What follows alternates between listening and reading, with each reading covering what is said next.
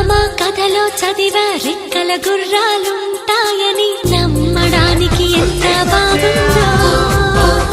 బాలమిత్ర కథలో చదివా పగడపు దీవులు ఉంటాయి.